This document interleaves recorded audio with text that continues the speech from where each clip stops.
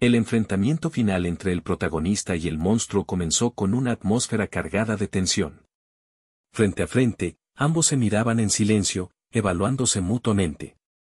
El monstruo, imponente y rodeado de un aura amenazante, rompió el silencio con una risa gutural, sus ojos chispeantes con fuego oscuro. Sin esperar más, comenzó a lanzar una serie de esferas de fuego oscuro, que cruzaban el aire como meteoros hacia su objetivo. El protagonista, con una calma controlada, esquivaba con precisión cada proyectil usando su habilidad de salto a corta distancia. Su cuerpo se movía con fluidez, anticipando los ataques del monstruo.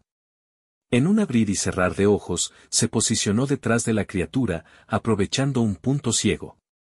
Sin embargo, el monstruo reaccionó rápidamente, girando en el aire y lanzando una gigantesca bola de energía.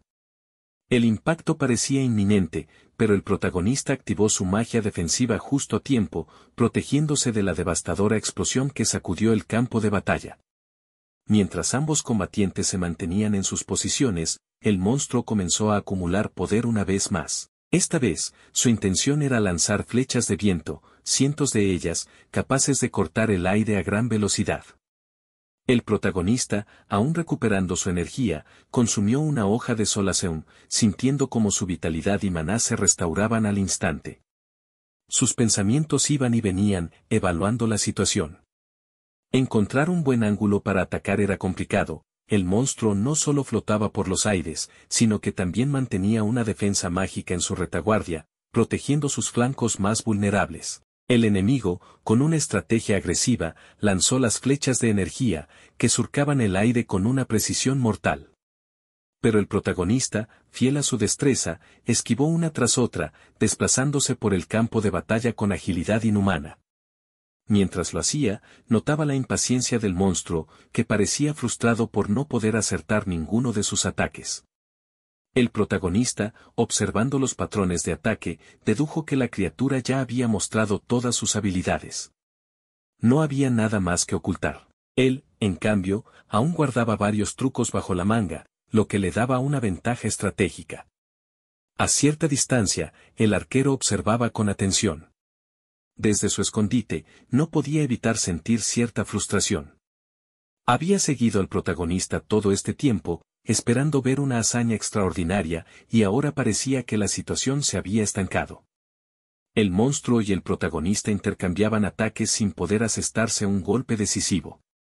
Justo cuando el arquero estaba a punto de intervenir, una gigantesca explosión de magia oscura sacudió la mazmorra. El monstruo, enfurecido, había desatado una oleada de poder que resonaba por todo el lugar. El protagonista, sin perder la compostura, esquivó la explosión con una sonrisa apenas visible. Parecía haber leído la situación desde el principio. Sabía que el monstruo, al verse incapaz de derrotarlo con ataques convencionales, había comenzado a perder el control, lanzando ataques cada vez más poderosos, pero menos precisos.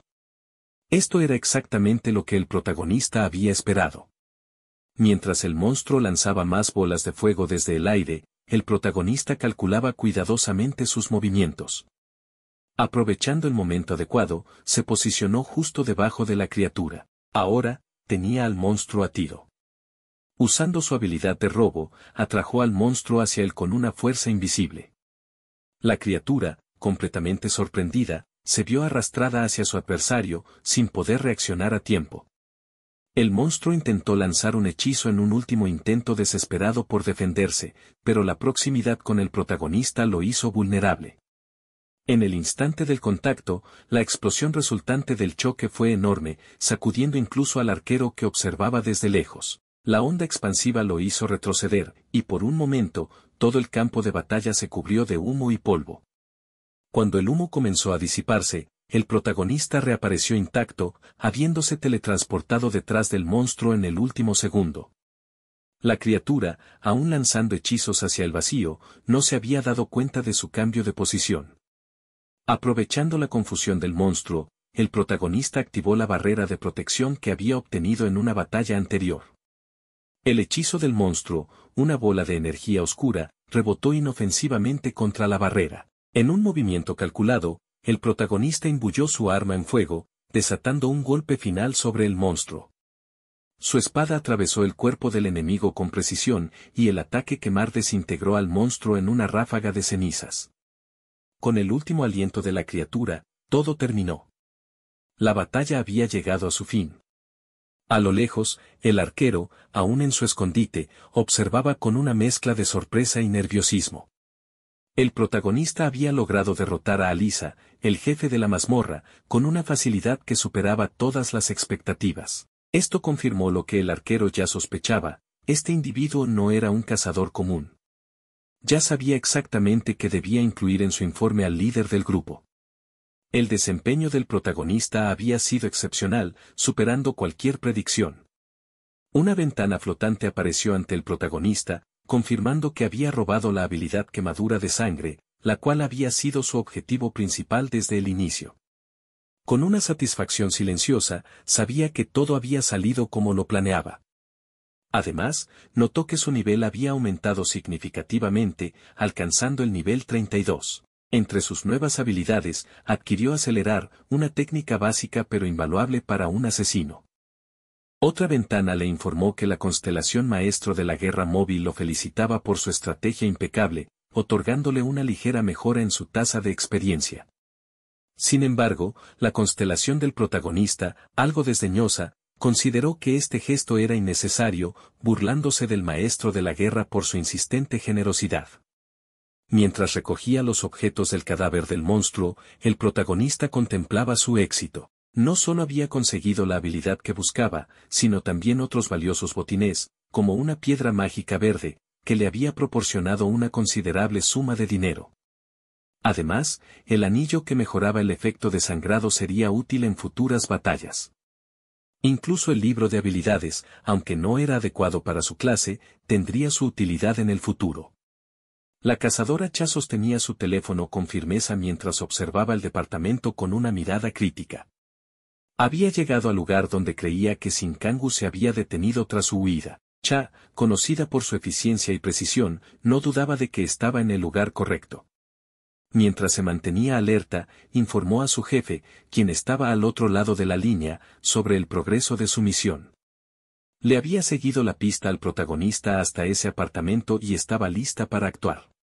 Había verificado que la puerta principal estaba cerrada y le comunicó su intención de forzarla, quizás utilizando fuego para abrir paso y acceder a lo que podría ser una prueba crucial. El jefe del grupo Eclipse, escuchando desde el otro lado del teléfono, permanecía en silencio, evaluando cada palabra que su cazadora le transmitía. Sin embargo, el objetivo era claro: entrar, buscar cualquier pista y no dejar cabos sueltos.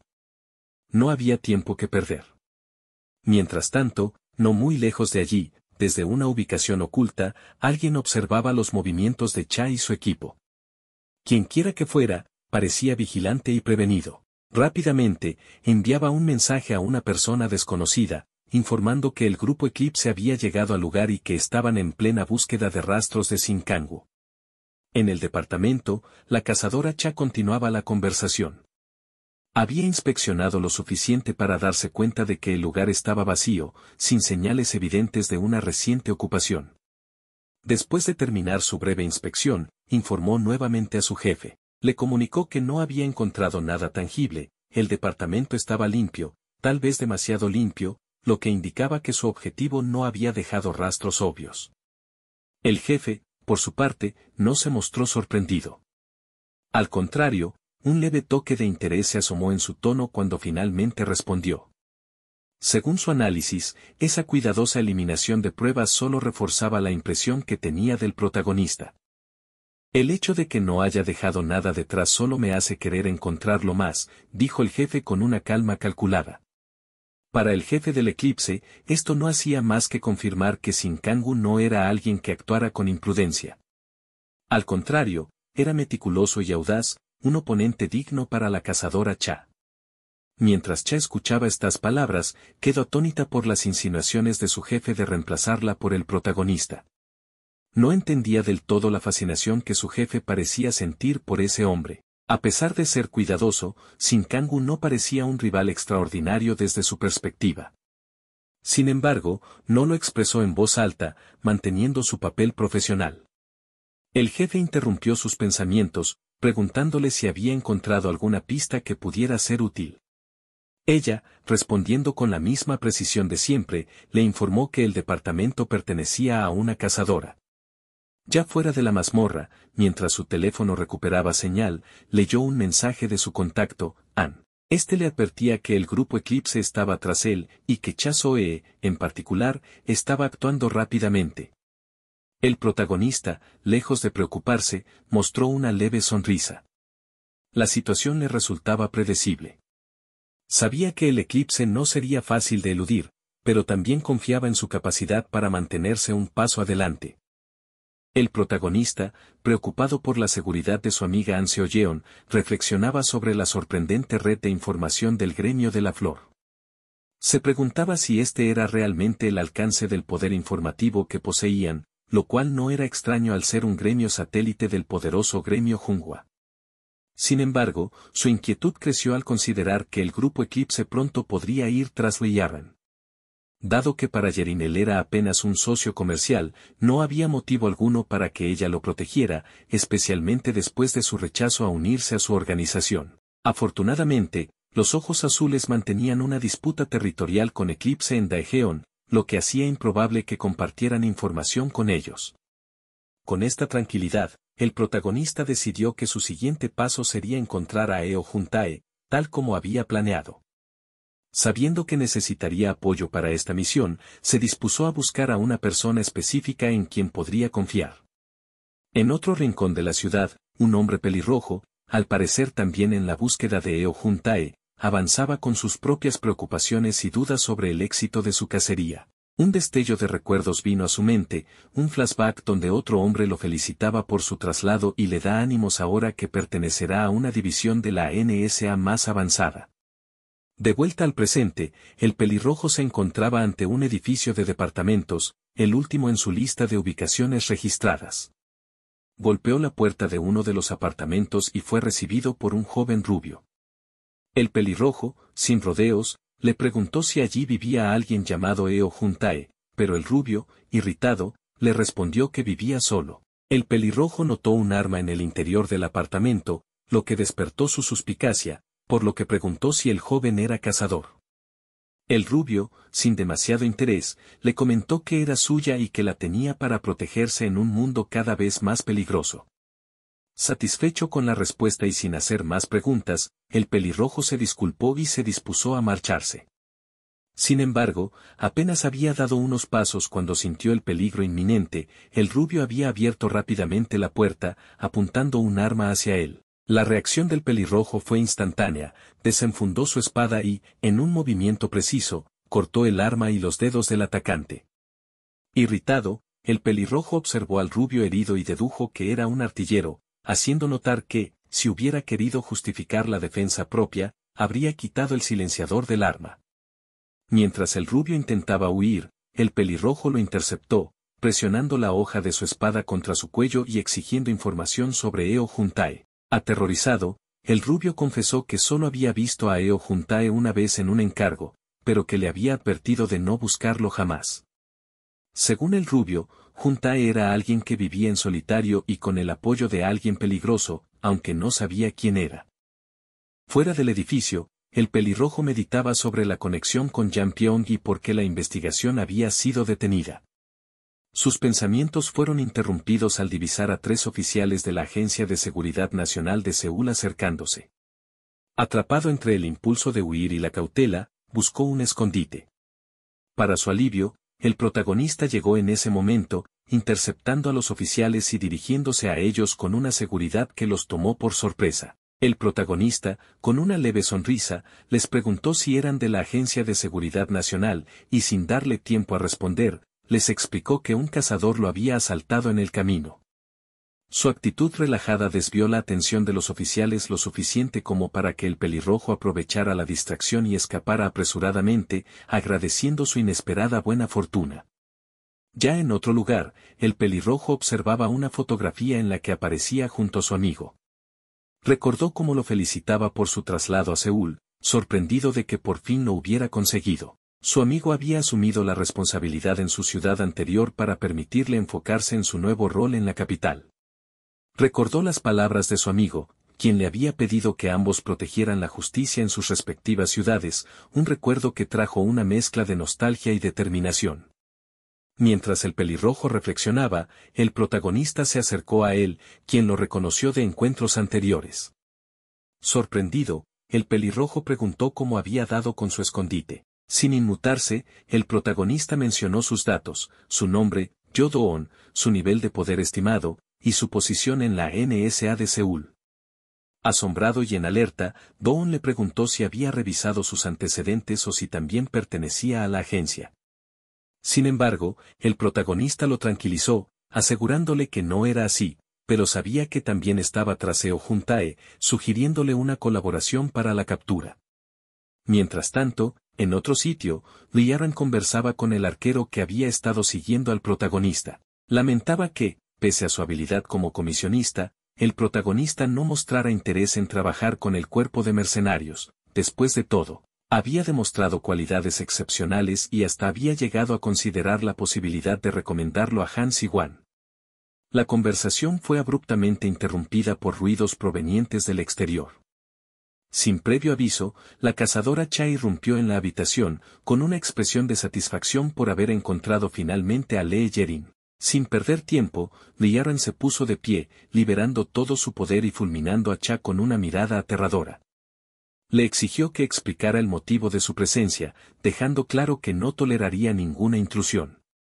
Con calma, Cha levantó un documento, mostrando una imagen y los datos del protagonista, y preguntó si Yerin lo conocía. La revelación tomó a Liaran por sorpresa, dejándola sin palabras, consciente de que este nuevo giro en los eventos no sería fácil de manejar. El protagonista, decidido a obtener respuestas, enfrentó al hombre pelirrojo, quien aún sospechaba de sus intenciones. Intentaba leer cada movimiento, cada palabra. Cuando el pelirrojo preguntó si habían revisado sus antecedentes, el protagonista negó con calma, dejando entrever que, aunque no sabía con precisión por qué perseguía a Eo Juntae, le proponía unir fuerzas. Intrigado, el pelirrojo cuestionó la necesidad de esa colaboración, a lo que el protagonista respondió que atrapar a Eo Juntae no sería el fin de su misión. Esta afirmación dejó perplejo al pelirrojo, y el protagonista añadió que el cazador fugitivo no sería fácil de eliminar, sobre todo si Doon estaba bajo las restricciones de la NSA de Seúl. Al recordar los obstáculos que su amigo había enfrentado, el pelirrojo admitió que la jurisdicción le impedía profundizar en el caso. El protagonista, observando la duda en el rostro de su interlocutor, cuestionó la presencia reciente de oficiales de la NSA en la escena, insinuando que alguien en la sombra estaba apoyando a Eo Juntae. Tras un breve momento de silencio, el pelirrojo comenzó a considerar la idea, preguntándose quién podría ser ese respaldo. Fue entonces cuando el protagonista le reveló que un alto miembro del gremio Junhua estaba detrás de Juntae, una revelación que el pelirrojo desestimó con frustración.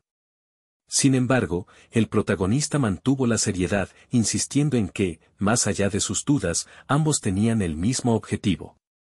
Aprovechando el interés renovado del pelirrojo, le ofreció encontrarse en la plaza al amanecer, sugiriendo que comprobara por sí mismo. Como intercambio, solicitó su ayuda en una tarea que no podía realizar solo. Mientras tanto, en otro lugar, la cazadora Cha enfrentaba a Lee Yerin, mostrándole una imagen del protagonista y exigiendo saber si lo conocía. Lee Yerin, al ver la fotografía, comprendió que Eclipse estaba tan interesado en el protagonista como para enviar a alguien como Cha. Disimulando, respondió que no tenía vínculos con él, una afirmación que Cha desafió, recordándole que había oído de su recomendación. Irritada, Liaran replicó que, aunque lo recomendó, nunca llegó a concretar un acuerdo. Con un gesto de profundo desagrado, Lee Yerin pidió a Cha que se marchara si no tenía intenciones de pelear. Cha, conteniendo su ira, advirtió que esperaba que no le estuviera mintiendo antes de retirarse. Tan pronto como quedó sola, Yerin ordenó a su subordinado que vigilara a Cha Soe, pues le preocupaba que ésta pudiera revelar información clave al protagonista y fortalecer así su relación. En otro sitio, el cazador fugitivo Eo Juntae recibió noticias de que estaban tras sus pasos. Con una sonrisa irónica, comentó que los rastreadores parecían ignorar su capacidad para esconderse a plena vista. Sin embargo, su tranquilidad se desvaneció cuando, desde las sombras, vio a alguien que no había esperado, el protagonista, quien con el rostro cubierto y una actitud imperturbable, le mencionó que llevaba tiempo esperando ese momento. Una notificación invisible indicó al protagonista que la constelación de Eo Juntae, el sacerdote de lo oscuro, estaba inclinada hacia el mal y le otorgaba habilidades de sigilo superiores, especialmente en la oscuridad. La notificación le advirtió que las habilidades de combate de Juntae se potenciarían si enfrentaba a alguien con constelaciones neutrales o benévolas, información que el protagonista archivó rápidamente. En un intento de evasión, Juntae fingió desinterés, asegurando que había sido confundido con otra persona mientras intentaba activar su habilidad de sombras. Sin embargo, el protagonista, sin darle oportunidad de retirarse, lanzó un ataque directo. Eo Juntae, viéndose forzado a esquivar el embate, decidió que escapar sería la opción más prudente.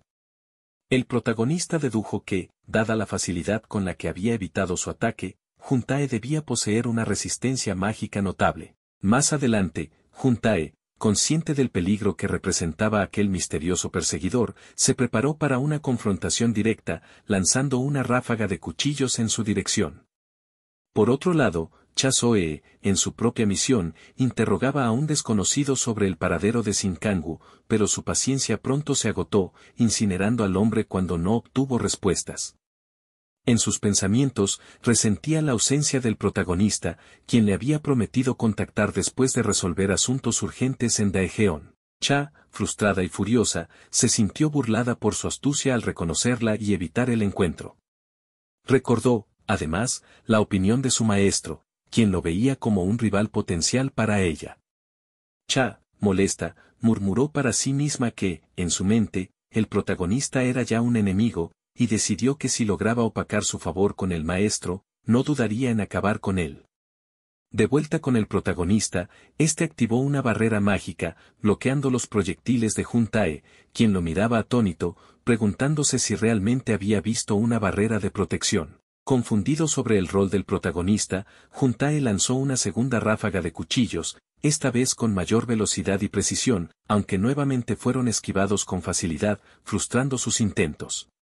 Decidido a eliminar cualquier ventaja de distancia, pensó en acercarse lo suficiente para lanzar un ataque más certero. El protagonista, anticipando su estrategia, ejecutó una técnica llamada secuestro, atrayendo a Juntae hacia él con una velocidad vertiginosa. Juntae, sorprendido y sin capacidad de reacción, apenas tuvo tiempo de comprender que había caído en la trampa del protagonista. Eo Juntae no entendía cómo era posible que el protagonista estuviera atrayéndolo hacia él. Con desesperación trató de liberar su habilidad de sombras, pero antes de poder actuar, el protagonista lo atravesó con una técnica devastadora llamada apuñalamiento sangriento, incrustando el maná en su cuerpo y asegurando su control sobre sus movimientos. Atrapado en una red invisible de energía, Juntae apenas pudo moverse, y el protagonista le explicó que había plantado su maná en puntos clave de la ciudad, previendo sus rutas de escape. Así, cada intento de camuflaje lo hacía visible al protagonista, quien ahora controlaba todos sus movimientos. Eo Juntae, herido y adolorido, pensó en huir, pero el protagonista, anticipando su intención, chasqueó los dedos, desatando una quemadura de sangre que le provocó una hemorragia masiva.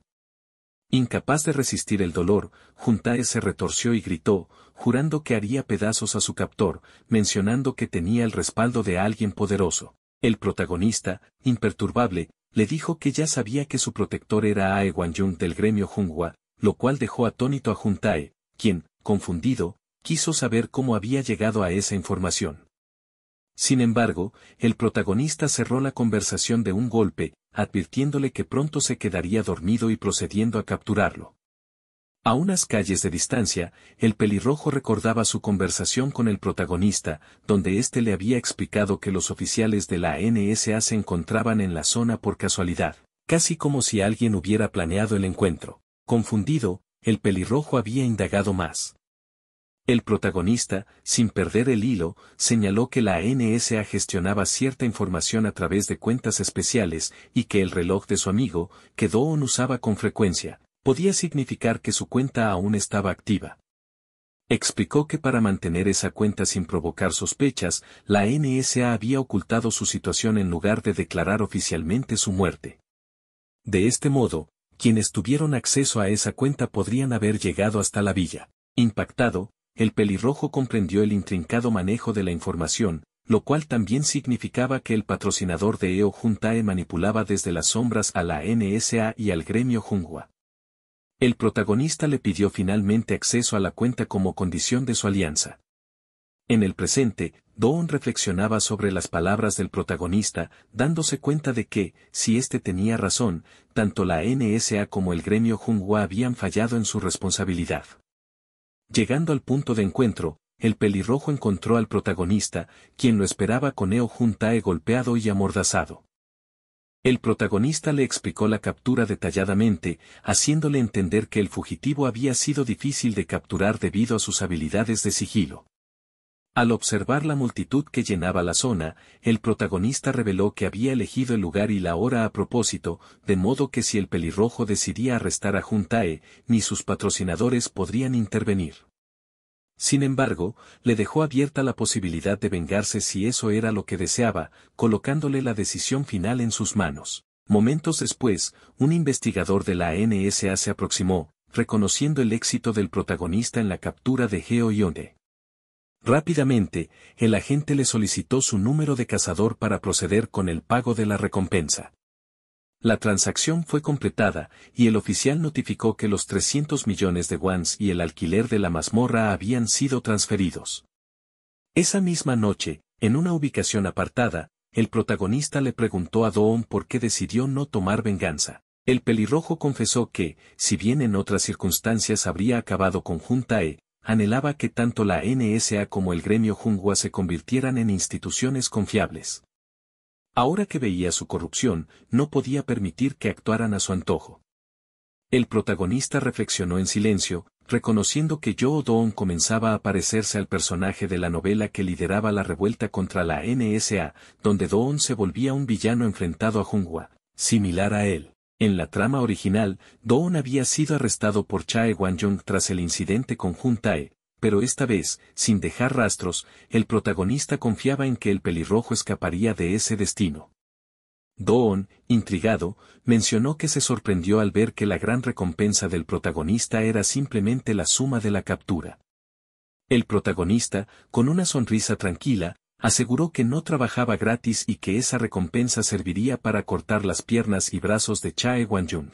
Mientras tanto, en el gremio Junhua, Chae Wan-jung recibió la noticia del arresto de EO Juntae, quien fue ingresado al hospital con graves heridas. Molesto, Wan-jung desestimó su condición, indicando que ya no le era útil, y con una expresión oscura preguntó por la identidad de quien lo había incapacitado. El oficial que le daba el informe intentó verificar el número del cazador que hizo el arresto, pero se quedó sin palabras al descubrir que la información estaba inexplicablemente borrada. Nervioso, el oficial explicó que la cuenta de un agente fallecido había eliminado la información, sugiriendo que podría tratarse de un error. Chae Wan-jung, fuera de sí, golpeó el escritorio, exigiendo respuestas sobre la incompetencia de los oficiales de Seúl. Los oficiales, cabizbajos, intentaron justificar que en Yanpyeong habían encontrado sospechosos y detuvieron sus actividades, pero Wan-jung no aceptó sus excusas y estaba a punto de arremeter contra ellos. Fue entonces cuando una voz lo interrumpió. Desde un portal apareció el maestro del gremio, con una sonrisa reconfortante, pidiéndole que mantuviera la calma y solicitando una explicación de los eventos. Todos en la sala, incluidos los oficiales, observaron al recién llegado con sorpresa y respeto, conscientes de que cualquier decisión dependía ahora de su presencia imponente. El pelirrojo se mostró sorprendido cuando el protagonista le reveló que su único interés era la recompensa por el fugitivo, EO Juntae. Con una sonrisa divertida, el protagonista le respondió que no era de los que hacían trabajos voluntarios, y en su mente recordó que también había tomado algunos artículos de su presa. El pelirrojo, aún intrigado, le señaló que, a pesar de sus palabras, había intentado ayudarlo con su venganza. El protagonista le explicó que no había mejor aliado que el enemigo de su enemigo, insinuando que necesitaba un aliado fuerte para desafiar al gremio Junhua. El pelirrojo, comprendiendo sus intenciones, comentó con tono de burla que enfrentarse a Junghua era una locura y que parecía estar imitando a un protagonista de novela. El protagonista, ocultando sus pensamientos, reflexionó que, en realidad, ya existía un protagonista en esa historia, el líder del gremio Junghua, Han Xiwan, mientras que él, al poseer el cuerpo de Xin Kanggu, no era más que el villano en las sombras, diseñado para hacer que el verdadero héroe brillara. Con una expresión decidida, el pelirrojo se despidió, indicando que regresaría a Seúl. Mientras lo veía alejarse, el protagonista admitió en silencio que este no era el desarrollo que había previsto cuando escribió la historia original. En las oficinas del gremio Junghua, Han Xiwan hizo su aparición justo cuando los oficiales de la NSA eran reprendidos por el cazador Wang Jung. Sin perder tiempo, Xiwan utilizó una habilidad de control mental y les ordenó que se marcharan, a lo cual los oficiales obedecieron sin resistencia. Con calma, se sentó y, manteniendo la compostura, le preguntó a Wang Jung cuál era el problema. El cazador respondió con frustración que su herramienta había sido destruida, y sospechaba que alguien lo había saboteado. Sin embargo, antes de que Wang Jung pudiera perder la calma por completo, Xiwan lo silenció con una mirada mortal, instándolo a mantener algo de dignidad. Con una confianza absoluta, Xiwan declaró que cualquiera que se opusiera a su sueño terminaría convertido en cenizas. En la estación Jiangsu de la montaña Buyong, el protagonista se encontraba frente a una estatua de zorro a la entrada de una mazmorra. Recordó que en la novela original esta era una mazmorra oculta destinada a Han Xiwan para conseguir una oportunidad especial. Con la decisión de alterar el destino, se adentró en la oscuridad, preparado para reclamar la mazmorra para sí mismo. No tardó en encontrarse con el jefe intermedio, Han Jong, quien poseía una peligrosa habilidad de sigilo. Al enfrentarse, el jefe activó su técnica de pasos de sombra, creando clones de sí mismo que rodearon al protagonista. Sin perder la calma, el protagonista lanzó su daga, sujeta por una cuerda mágica, y logró alcanzar uno de los clones, usando el impulso para impactar a otro. Sin embargo, el jefe utilizó una habilidad de intercambio y apareció detrás del protagonista, intentando atacarlo. Lo que golpeó fue solo una ilusión, y, aprovechando el momento, el protagonista recuperó su daga y, con precisión, lanzó un ataque certero a la cabeza del verdadero jefe, acabando con él. Tras la victoria, recibió una notificación informándole que había ganado la habilidad Paso Sombrío, las sombras aumentaran a 5, ahora puede moverse instantáneamente a una sombra objetivo. No es necesario lanzar la habilidad de giantización, si las sombras salen de un rango de 100 metros o si es golpeada físicamente desaparecerá de inmediato. Por último, las sombras que reflejan tu inconsciencia se moverán respectivamente. El protagonista, sonriendo, reflexionó que esta habilidad estaba excesivamente a su favor y se propuso utilizarla mejor que el monstruo. Con satisfacción, también notó que había subido de nivel, alcanzando el nivel 33. Recuperando su daga, se dijo a sí mismo que el primer paso de su plan había sido completado sin problemas. De vuelta en las oficinas de Junghua, Wang Jung le aconsejaba a Han Xiwan que no se dejara llevar por el optimismo, ya que nada en el mundo era absoluto. Irritado, Xiwan lo confrontó, asegurando que el mundo giraba alrededor de él. Al levantarse, liberó una poderosa aura oscura y declaró que él era la justicia y el único camino, dejando a Wang Jung nervioso ante su fervor. Mientras tanto, en la mazmorra, el protagonista observaba cómo una bruma roja tomaba forma frente a él, materializándose en el jefe principal de la mazmorra. Reconoció de inmediato la escena, recordando que este era el mismo encuentro descrito en la novela. En las oficinas de Junghua, Wang Jung preguntó a Xiwan, aún nervioso, si acaso creía ser el protagonista de esa historia. Con una sonrisa enloquecida, Xiwan afirmó que sí, convencido de que todo giraba en torno a él. En la oscuridad de la mazmorra, el protagonista enfrentaba al jefe final, una versión oculta de sí mismo, un reflejo sombrío que representaba al villano Xin Kanggu. Con determinación y con su espada lista, el protagonista se preparó para luchar contra esta proyección oscura, sabiendo que superar a esta figura significaba dominar la identidad que había tomado y tomar el control completo de su propio destino en esta historia. El enfrentamiento entre el protagonista y su clon alcanzaba su clímax, cada golpe y movimiento reflejaba la intensa tensión entre ellos. Al inicio de la pelea, el clon había lanzado un corte horizontal directo a su cuello, pero el protagonista, confiando en sus reflejos, se agachó para esquivar el golpe. En un intento de tomar la iniciativa, contraatacó con su daga, aunque el clon, en una réplica precisa, bloqueó el golpe con la misma habilidad. Ambos mantuvieron sus miradas fijas, midiendo al oponente, conscientes de que cada habilidad y estrategia que el otro usara era algo que también conocían a la perfección. En ese momento, el protagonista se dio cuenta de que el clon buscaba una pelea a corta distancia, con contacto físico directo.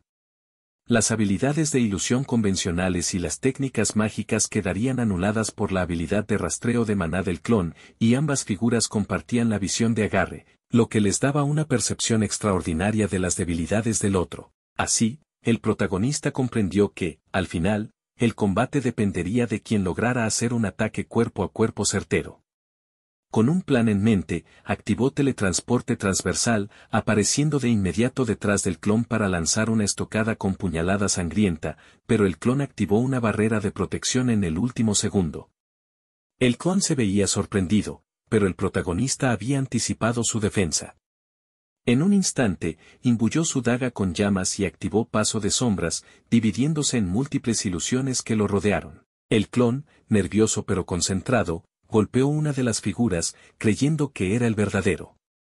Sin embargo, el protagonista utilizó su habilidad de intercambio para aparecer detrás del clon y atacarlo nuevamente, logrando romper la barrera protectora y debilitándolo aún más.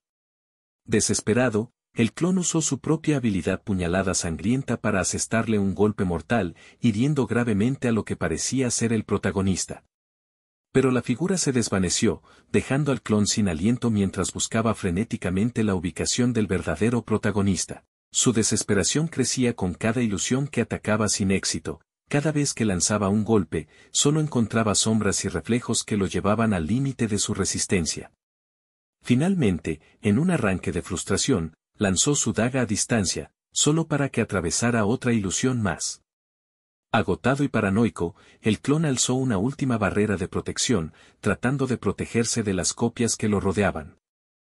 Desde una distancia prudente, el protagonista lo observaba con una expresión de burla, permitiendo que el clon agotara su energía en cada defensa infructuosa.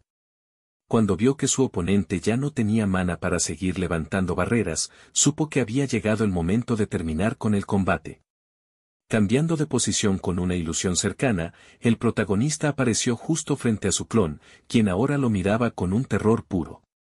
A este punto, el clon había agotado casi toda su energía, y cada movimiento era una tarea agotadora. Con una sonrisa irónica, el protagonista le explicó que no tenía la misma hipersensibilidad congénita al maná que él, un don que lo hacía mucho más astuto y peligroso. El protagonista, implacable, desató una serie de golpes con puñalada sangrienta, cada uno profundizando las heridas que ya cubrían el cuerpo del clon. Finalmente, el clon, viendo que estaba al borde de la muerte, intentó huir usando salto, pero el protagonista lo observó con indiferencia, activando quemadura de maná para impedir que escapara. La energía abrasadora envolvió al clon, quemando su cuerpo y disolviéndolo lentamente hasta que no quedó nada más que cenizas. Cuando todo terminó, el protagonista dejó escapar una sonrisa de satisfacción. Por fin había alcanzado su objetivo en esta mazmorra. Una pantalla de notificaciones apareció, informándole que había obtenido una mejora única de habilidad. Sacando una hoja de Solaceum, la masticó lentamente, dejando que el sabor calmara sus nervios y estabilizara su energía tras el combate. Mientras observaba el cielo y veía cómo la mazmorra se cerraba, recordó que él mismo había escrito en su novela que esta mazmorra era de un solo uso, destinada originalmente para Han Xiwan. Con una sonrisa satisfecha, se enorgullecía de haberse adelantado a tomar esta ventaja antes de que el protagonista de su historia la obtuviera. Revisó sus estadísticas, notando cómo cada aspecto de sus habilidades se encontraba ahora en su punto máximo, y declaró con una sonrisa que finalmente había alcanzado su primera ultimate. Mientras revisaba los objetos arrojados por el jefe clon, encontró un raro cristal rojo. Lo observó, sabiendo que era un ingrediente codiciado, capaz de mejorar armas o habilidades. Decidió guardarlo, imaginando lo útil que le sería en futuras batallas. También encontró un libro de habilidades que, al activarlo, le otorgó una habilidad pasiva llamada Cuida tu espalda, la cual aumentaba su daño en un 33% al atacar por la espalda. Disponiéndose a salir de la mazmorra, piensa que es momento de salir de la mazmorra para ocuparse del encargo de Eo Juntae. Al día siguiente, en la estación de Piontak, Lee Yerin lo esperaba con una mirada entre curiosa y desafiante. Mientras él tomaba asiento, ella lo observó, lanzando una ligera sonrisa. Parecía intrigada por verlo fuera de Daejeon, como si intentara descubrir qué le había llevado a alejarse tanto de sus áreas de operación habituales. Después de un breve silencio, Yerin le lanzó una pregunta que él no esperaba. Ella lo observaba con una mezcla de curiosidad y picardía, un brillo particular en su mirada mientras le mostraba en su celular el estado de cuenta donde se veía un depósito de 100 millones de won. Con una sonrisa traviesa, le preguntó por qué había hecho esa transferencia.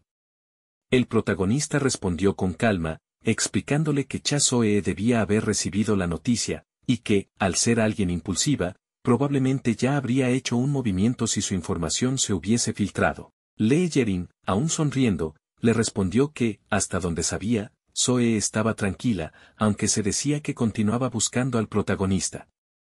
La conversación se tornó seria cuando él mencionó que había atrapado a Eo Juntae, una noticia que dejó a Lee Yerin visiblemente sorprendida. Ella intentó comprender cómo había sido posible, dado que la captura de alguien como Juntae requería habilidades extraordinarias y un gran sigilo. Con una expresión de admiración, Yerin se preguntaba hasta dónde podrían llegar las habilidades de este hombre que seguía desafiando sus expectativas. Con un toque de diversión en su tono, le preguntó cómo debería llamarlo ahora que conocía su verdadero nombre. El protagonista, imaginando que debió haberlo escuchado de Soe, sugirió que continuara llamándolo por su alias debido a cuestiones de seguridad, a lo que ella sintió con una sonrisa antes de retomar el tema de sus comisiones. Más tarde, el protagonista aguardaba en una parada de autobús, listo para su próximo encargo, cuando apareció la comisaria Jun Sang-mi, quien lo saludó alegremente usando su alias, Sunkyu. La comisaria, una mujer con una energía imponente y carismática, lo observaba con una curiosidad inusual, evaluándolo mientras se presentaba formalmente. Ambos vieron acercarse un autobús de seguridad, un imponente vehículo blindado, protegido por cazadores armados con balas mágicas y equipo táctico. Al abordar, el protagonista se acomodó en su asiento, dejando que su mente divagara mientras planeaba descansar en el trayecto hasta Ulsan. Sin embargo, algo perturbó su descanso, su audición mejorada, aumentada por sus habilidades, captó una conversación inquietante entre dos guardias del autobús. Uno de ellos hablaba en voz baja sobre el momento adecuado para iniciar algún tipo de plan. Alerta ante esta información, el protagonista se tensó, preparando sutilmente su daga y usando el reflejo de su hoja para observar a su alrededor. En un movimiento calculado, notó a un guardia que se acercaba por detrás, levantando un arma con el cañón apuntando a su asiento. El disparo resonó, haciendo que algunos pasajeros gritaran, pero cuando el humo se disipó, el guardia notó que su objetivo había desaparecido. Utilizando teletransporte transversal, el protagonista había evitado el ataque, reposicionándose detrás del guardia y atacándolo sin piedad, activando su nueva habilidad pasiva Vigila tu espalda para infligir un golpe letal. Con una sonrisa apenas perceptible, el protagonista contempló cómo el guardia caía al suelo, dejando a sus compañeros cazadores y guardias atónitos. Con rapidez, algunos enemigos comenzaron a avanzar, revelando su identidad como cazadores que planeaban acabar con él. Entre los ocupantes del autobús, notó a un cazador con una constelación llamada Padre de la Música, cuya habilidad le permitía regenerarse a gran velocidad mientras escuchaba música clásica. Su regeneración le daba una ventaja considerable, y el protagonista pensó que sería un desafío interesante. En el fondo del autobús, la comisaria, observando los movimientos ágiles del protagonista, no ocultó su aprobación. Cuando él sugirió encargarse solo de los enemigos, ella, con una sonrisa satisfecha, aceptó, declarando que así podría evaluar sus habilidades con detenimiento. De inmediato, activó visión de caos superficial, cegando a la mayoría de sus enemigos, y empleó su habilidad de paso de sombras para moverse a una velocidad tan rápida que apenas podían seguir sus movimientos. Cada uno de sus pasos dejaba una ilusión en su lugar, confundiendo a los atacantes, mientras él atacaba desde ángulos impredecibles. En respuesta, algunos de los cazadores, enfurecidos por la habilidad evasiva del protagonista, se lanzaban en ataques desesperados contra las ilusiones que desaparecían ante ellos. El cazador de la constelación, frustrado, lanzó un ataque feroz con su arma mágica, pero nuevamente se trataba de una ilusión. Antes de que pudiera reaccionar, el protagonista apareció detrás de él, apuñalándolo con rapidez, y luego se retiró usando su habilidad de salto a corta distancia para evitar un contraataque. Finalmente, con un chasquido de sus dedos, el protagonista activó quemadura de sangre, desatando una intensa ola de energía que hizo que los cuerpos de sus enemigos comenzaran a arder y desintegrarse en cenizas. Todos los cazadores cayeron derrotados, excepto el que poseía la constelación. Gracias a la música, sus heridas comenzaron a cerrarse, sus músculos regenerándose rápidamente mientras continuaba avanzando hacia el protagonista. Observando la escena con fascinación, el protagonista comentó con ironía sobre la música que parecía motivarlo, pero el cazador, enloquecido, gritó que estaba listo para acabar con él. Sin embargo, antes de que pudiera moverse, la comisaria intervino con una rápida patada, lanzándolo directamente hacia el protagonista, quien, sin dudarlo, aprovechó el impulso para clavar su daga en el cuello del enemigo, finalizando la pelea. Al terminar, la comisaria Jun Sang-mi, complacida, le sonrió al protagonista y le informó que había pasado la prueba, reconociendo su habilidad y precisión. El autobús retomó su camino en silencio, ahora seguro, mientras el protagonista pensaba en la prueba superada y en los siguientes desafíos que le aguardaban. Una ventana de texto brillante aparece frente al protagonista, confirmando que ha completado su misión y, como recompensa, se ha apoderado del contrato de constelación de padre de la música. Divertido, comenta para sí mismo que, con esta nueva habilidad, debería escuchar música clásica mientras descansa, imaginando los beneficios de recuperación acelerada. Sin embargo, otra ventana de tono naranja, perteneciente al saqueador de dimensiones, interviene con un mensaje sarcástico, criticando la utilidad de su reciente habilidad, como si fuera un premio menor. Ignorando el comentario, el protagonista revisa el cadáver del cazador que acaba de derrotar y exclama emocionado al encontrar un ítem de estamina que se adapta a su nivel, junto con unas botas mejoradas con estadísticas adicionales de agilidad y otros objetos menores que planea vender más adelante. En ese momento, la comisaria Jun Sang-mi interrumpe sus pensamientos, poniendo un puchero y adoptando una pose provocativa mientras le reprocha juguetonamente por no felicitarla, dado que pensó que su ayuda había sido bastante oportuna. Ella entonces le hace una propuesta inesperada, le gustaría comisionarlo oficialmente como capitán del río Taehua. Sorprendido, el protagonista recuerda que el río Taehua es una organización de gran renombre en Ulsan, que juega un papel secundario en la historia que él conoce, siendo uno de los pocos grupos que resistieron hasta casi el final de los eventos de la novela. Reflexiona sobre el hecho de que no había imaginado que Jun Sang-mi era su capitana, y eso le añade una capa de interés inesperada a su propuesta. Mientras el protagonista considera esta oferta, Jun Sang-mi saca una piruleta, anunciando que la comisión incluye una recompensa de 2.5 billones de wons y que el objetivo es capturar al Supremo de Ulsan, el brazo izquierdo de Gon Tae-soo. Él, pensativo, acepta, pero añade una condición. Sorprendida, Jun Sang-mi pregunta cuál sería esa condición, y él responde que quiere que el río Taehua tenga dominio absoluto sobre Ulsan. A cambio, pide la oportunidad de encontrarse con el líder de Abyss, una petición que deja a Jun Sang-mi desconcertada. Explica que Abyss, aunque actualmente estable y bien organizada, está condenada a colapsar en el futuro debido a conflictos internos, y planea intervenir para evitar ese destino y alinear sus fuerzas con las del grupo. El protagonista tiene en mente usar su potencial para debilitar al gremio Hunhua, que es actualmente su mayor amenaza. Sonriendo ante la complejidad de sus planes, Jun Sang-mi acepta discutir los detalles después de observar sus resultados. Más tarde, ambos caminan por las calles de Ulsan mientras ella lo guía hacia un área cerca de un calabozo que Gon Tae-soo frecuenta. Al señalar una abertura inmensa de energía morada, la comisaria le explica que varios cazadores y mercenarios están en el área, esperando la oportunidad de capturar a Gon Tae-soo. El protagonista, observando la atmósfera tensa a su alrededor, comenta que parece que la multitud está ahí para algo más que simplemente aventurarse en la mazmorra. Sonriendo de manera infantil, Yun Sang-mi confirma que están allí para un tipo específico de emboscada, el llamado espectáculo de fuegos artificiales, una estrategia de caza grupal que implica que alguien, inevitablemente, morirá en el intento, pero que, si uno de ellos sobrevive, tendrá el honor de reclamar el objetivo. Mientras continúan su conversación, la comisaria le menciona que Gon Tae-soo es temido y odiado por muchos en Ulsan, incluso entre organizaciones criminales, socios comerciales y el ejército, ya que no muestra escrúpulos en sus métodos y elimina a quien se le interponga en su camino. Por esta razón, se le ha ganado el apodo de El Matarife de Ulsan, y su brazo izquierdo, que usa casi exclusivamente para canalizar su magia, es aún más valioso que su vida misma. De repente, un grito en la multitud anuncia que Gon Tae-soo está saliendo de la mazmorra, rodeado de un grupo de guardaespaldas y portando un guante con una gema roja en su mano izquierda. La comisaria, señalando desde la distancia, le pregunta al protagonista si ha notado el detalle de su brazo izquierdo, ya que la mayoría de los mercenarios están ahí, esperando su momento para atacar cuando él se aleje de la mazmorra.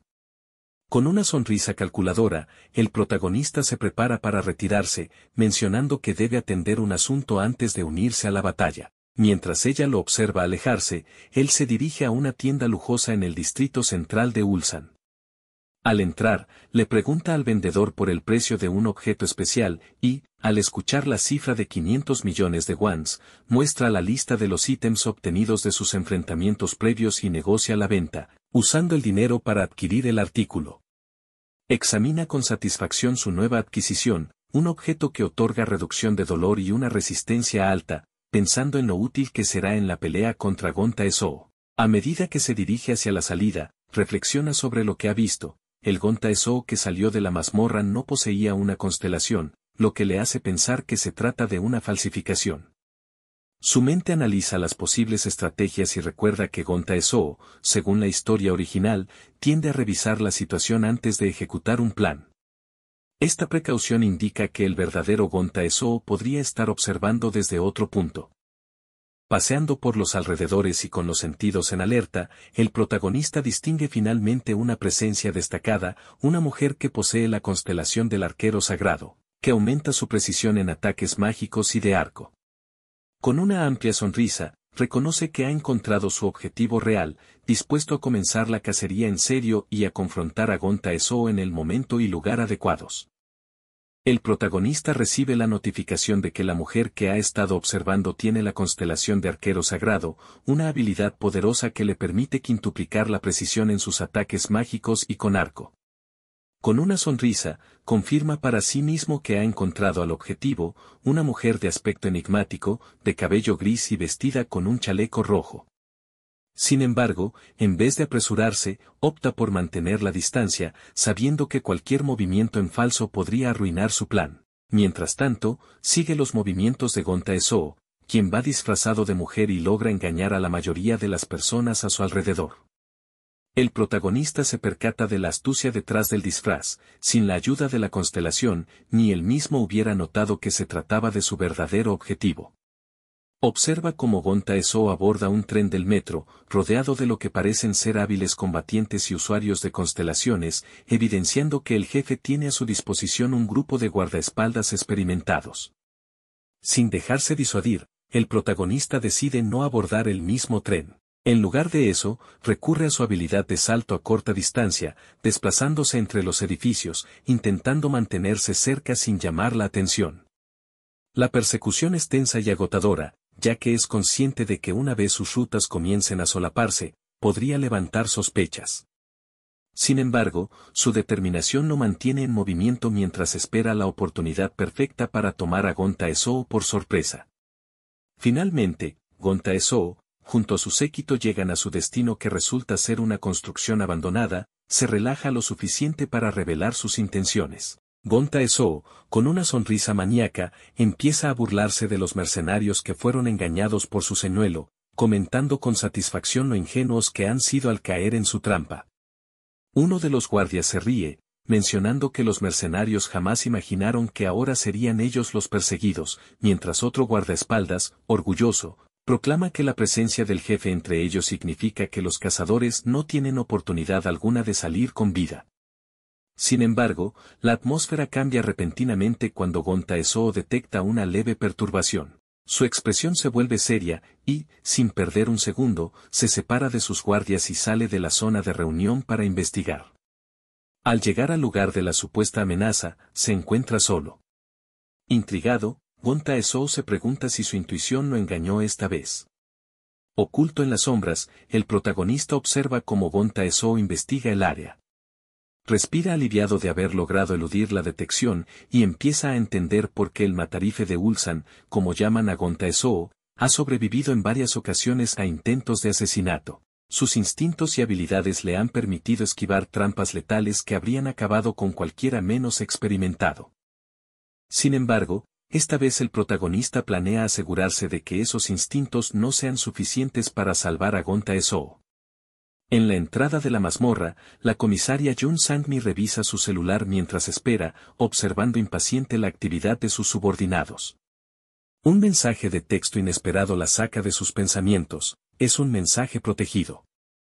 Al leerlo, su expresión cambia drásticamente, quedando visiblemente atónita. Su subordinado, que observa el cambio en su rostro, le pregunta si algo urgente ha sucedido, pero Jun Sang-mi, sin dar mayores explicaciones, le ordena reunir a todos los hombres disponibles. Es hora de moverse, grita, llamando la atención de los cazadores y mercenarios que se preparan para interceptar a Gonta Ezou. Cuando finalmente aparece, el falso Gonta Ezou se abre paso rodeado de guardaespaldas, listo para enfrentarse a los mercenarios. La multitud enardecida observa y, en cuestión de segundos, estalla una batalla campal entre los cazadores y el séquito de Gonta Ezou. Los guardaespaldas, altamente entrenados, luchan ferozmente para mantener a los mercenarios alejados de su líder, mientras estos buscan aprovechar cualquier oportunidad para atacarlo. Uno de los mercenarios, en un acto desesperado, lanza a un compañero hacia adelante como escudo para golpear a un guardia. Con una sonrisa demente, grita que esto es probar los fuegos artificiales, usando la táctica de sacrificar a alguien en su bando para alcanzar su objetivo. El líder de los guardaespaldas, viendo la escena con desprecio, le recrimina el acto, llamándolo maldito por usar a otro como escudo. El mercenario se ríe, despreocupado, pero apenas termina de hablar cuando una flecha de fuego lo atraviesa en la cabeza, haciéndolo caer instantáneamente. La multitud se detiene un instante, atónita, y miran hacia el origen de la flecha. En lo alto de un edificio cercano, Gonta Ezou observa la escena, riéndose con desdén. Desde esa posición, proclama que estos son los verdaderos fuegos artificiales. Acto seguido, una lluvia de flechas oscuras desciende sobre el campo de batalla, causando explosiones al impactar y sumiendo la escena en caos y destrucción. En medio de la confusión, el protagonista se concentra en la figura de Gonta Ezou. Ha estado esperando este momento, observando pacientemente los patrones de su enemigo, y ahora sabe que es el momento de actuar. Activa su habilidad de secuestro, atrapando a Gonta Ezou y trayéndolo hacia sí en un instante. Gonta Ezou se encuentra de repente fuera del alcance de sus guardias, quien sin poder resistirse, cae a la merced del protagonista. Con el rostro desencajado y lleno de ira, Gonta Ezou grita, intentando liberarse. ¿Quién demonios eres?, exclama, mientras sus ojos reflejan la desesperación de saberse finalmente atrapado. El protagonista, sin prisa, observa a su objetivo con una calma imperturbable, listo para enfrentar a uno de los enemigos más temidos de la región en un enfrentamiento definitivo. El protagonista, decidido a acabar de una vez con Gonta Ezou, lanza un ataque letal con su daga, buscando decapitar al enemigo. Sin embargo, Gonta Ezou reacciona con rapidez y esquiva el golpe con agilidad, mostrando sus habilidades excepcionales. Tras una serie de ataques veloces del protagonista, Gonta Ezou utiliza una habilidad de teletransporte a corta distancia, logrando escapar de su perseguidor por un instante. El protagonista observa el desplazamiento de su enemigo, deduciendo que, dado el alcance limitado de la habilidad, Gonta Ezou debe haberse trasladado a una posición cercana, probablemente detrás de él. Con esta hipótesis en mente, activa su propia habilidad de salto a corta distancia, moviéndose con precisión hacia su enemigo y dejándolo completamente desconcertado. Aprovechando la oportunidad, el protagonista utiliza puñalada sangrienta, lanzando una serie de ataques rápidos y certeros que hieren de gravedad a Gonta Ezou. En una maniobra desesperada, Gonta Ezou extiende su mano izquierda hacia el rostro del protagonista, lanzando una llamarada de fuego a quemarropa. Las llamas envuelven parte del edificio, creando una barrera ardiente que le permite escapar mientras se arrastra entre los escombros y el fuego. El protagonista observa sorprendido la intensidad del ataque, reconociendo que las habilidades de fuego de Gonta Ezou son más potentes de lo esperado. Gonta Ezou, oculto momentáneamente en las sombras, maldice al protagonista, consciente de que el ataque ha limitado su capacidad de combate, ya que su brazo izquierdo ha sido gravemente herido. Sin perder tiempo, el protagonista responde chasqueando los dedos, activando una devastadora habilidad que provoca una quemadura de sangre en su objetivo. El golpe es tan fuerte que disipa el hechizo de ilusión de Gonta Ezou, revelando su verdadera apariencia. Destrozado y debilitado, Gonta Ezou clama vengarse del protagonista, pero se sorprende al no encontrarlo en el campo de batalla. Desesperado, Gonta Ezou observa su propio brazo izquierdo, separado de su cuerpo y a unos metros de él. Intenta alcanzarlo, solo para ver cómo el protagonista usa su habilidad secuestrar, arrebatándole el brazo y desapareciendo rápidamente. Furioso, Gonta Ezou se levanta, lanzando amenazas mientras persigue al protagonista, quien lo guía hacia una zona oscura entre las ruinas de la construcción. Incapaz de localizarlo, Gonta Ezou grita en desafío, cargando una bola de fuego en su única mano restante. Sin embargo, al salir de las llamas, se topa con una escena que no esperaba: todos sus subordinados han sido abatidos. La comisaria y sus cazadores han llegado, venciendo al equipo de Gonta Ezou con precisión y poder. En ese instante, se muestra una escena retrospectiva de la comisaria leyendo un mensaje del protagonista, en el que le revela que el Gonta Ezou que iba a salir de la mazmorra era solo un señuelo. Según la instrucción del mensaje, la comisaria debía permanecer oculta y esperar hasta ver aparecer a Gonta Ezou real, un hombre malherido y sin el brazo izquierdo. En el presente, la comisaria sigue las instrucciones del protagonista, acercándose con astucia al debilitado Gonta Ezou, quien, ya sin posibilidades de escapar, es derrotado y dejado inconsciente por el poder de la comisaria. En la entrada de la mazmorra, el falso Gonta Ezou, aterrado, no entiende por qué su líder dejó de brindar apoyo a la distancia, y se pregunta qué ha sucedido. Sin darse cuenta, un cazador logra abrirse paso entre los guardias y lo ataca, descubriendo así su disfraz. Al caer, la ilusión que lo rodea desaparece, revelando a todos los presentes que este Gonta Ezou fue un farsante todo el tiempo. Enardecidos por la llegada de la comisaria, los cazadores se lanzan de nuevo al combate, logrando superar a los guardaespaldas restantes. Tras la batalla, la comisaria recibe un mensaje del protagonista, recordándole su promesa.